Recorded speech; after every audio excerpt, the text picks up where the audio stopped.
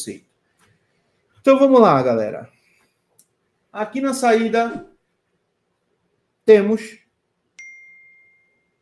várias linhas, como falei para vocês, e em alguma dessas linhas, estando em curto, o aparelho ele vai ser bloqueado, né, e vai mostrar um consumo alto. Então perceba que existe uma diferença entre falta de alimentação, comportamento é de um jeito, e quando temos, por exemplo, um curto-circuito, o comportamento é de outro jeito. Então a gente vai seguir um protocolo diferente. Quando eu tenho, por exemplo, uma falha onde o aparelho consome e cai para zero com consumo baixo, a gente vai analisar os bucks, porém, a gente vai analisar as alimentações desse buck para ver se não tem uma falha de alimentação ou se alguns desses indutores estão abertos, né? Lembrando que esses componentes eles são ligados em série na linha, então eles podem, né, sofrer aí um problema interno, pode abrir, como também pode perder a sua propriedade. Se um conversor buck desse aqui, ele sofreu um curto interno nele, né, ele não vai deixar a placa em curto, porém ele vai perder a sua propriedade, né, indutiva, e o que vai acontecer? Não vai ser gerado a corrente necessária para a CPU ser alimentada, e isso vai causar também uma falha de inicialização. Então a gente, quando percebe que o consumo está baixinho, a gente já entende que não é curto. Então a gente vai analisar os componentes de um jeito. Agora, quando eu vou e tem uma placa que o consumo é muito alto, né, pós-power, então já identifico que posso ter um curto-circuito, e aí eu vou utilizar, por exemplo, a escala, né, do BIP do meu multímetro, a escala de continuidade. Então, na escala de continuidade, eu vou fazer as medições ao redor do meu Power Manager aqui, ó. Se eu encontro alguns componentes aqui bipando com o GND, eu não vou chegar e vou condenar essa linha logo de início. Por quê? Porque eu posso ter malhas de baixa resistência que eu posso estar confundindo com um curto-circuito. Para tirar a prova real, eu vou utilizar meu multímetro agora na escala de resistência, na escala de ohms. E aí, com o meu multímetro na escala de resistência, eu vou verificar se essa resistência está próximo ou igual a zero. Se essa resistência, né, esse componente que eu encontrei bipando, ele com GND, ele estiver próximo, né, ou igual a zero, eu tenho um curto-circuito. Se mostrar uma resistência de 19 ohms, 30 ohms, né, sei lá, 40 ohms, eu tenho uma malha de baixa resistência.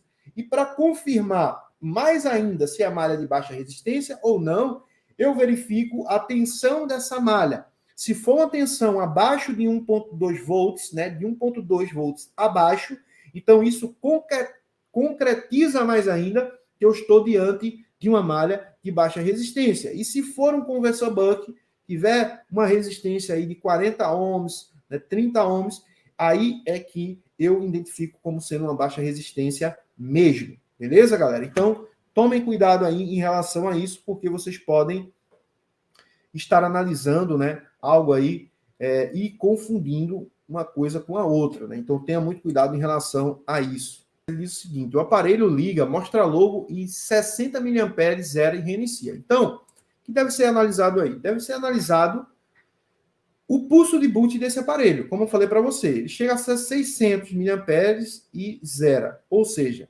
na verdade, ele não está consumindo e zerando. Na verdade, ele está ligando, né? Ele está na característica desse tipo de falha aqui que eu falei, ó.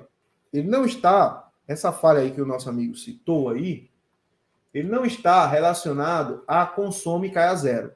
Consome e cai a zero, ele não mostra logo. Então, ele não consome 600 e cai a zero. Ele liga, certo? Ele mostra a logo. Então, ele está bem parecido com esse tipo de falha aqui. Liga e fica travado na logo, ou liga, mas depois desliga, certo? Então, isso é um outro tipo de falha de inicialização que não está associada a consome e cai a zero. Consome e cai a zero, ele não mostra logo, ele vai apresentar um consumo e pum, desarma. Certo? Consome e trava, ele vai consumir e travar no consumo, sem mostrar logo. Consome e não sai do zero, ele também não mostra logo.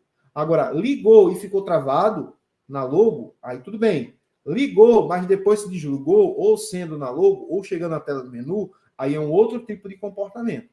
Nesse tipo de comportamento aqui, Essa falha, ela pode também estar associada a curtos circuitos pós o Power Management. Beleza? Essa falha pode estar associada após o Power Management.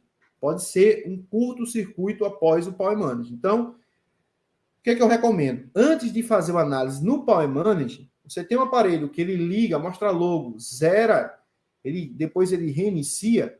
Você primeiro tem que procurar verificar se o aparelho ele entra em modo download. Se o aparelho não entra em modo download, se faz o software do aparelho. Agora, se fez o software e o aparelho permanece com essa falha, então o procedimento é um procedimento mais avançado. Aí você vai ter que verificar se tem curto na saída do Power Management, desconectar a câmera, desconectar todo o periférico para ver se a placa sem tela, sem nada, se ela vai passar desses 600 mAh, se ele vai ligar normalmente, depois vai entrar em stand-by. Você consegue observar isso só com a fonte de alimentação e com a placa, né? Pode tirar todos os periféricos, pode deixar só a tela, por exemplo, e fazer e ligar o aparelho com a tela, né, para ver se o comportamento muda, porque câmera pode apresentar esse tipo de falha e outros periféricos na placa também podem apresentar esse tipo de falha.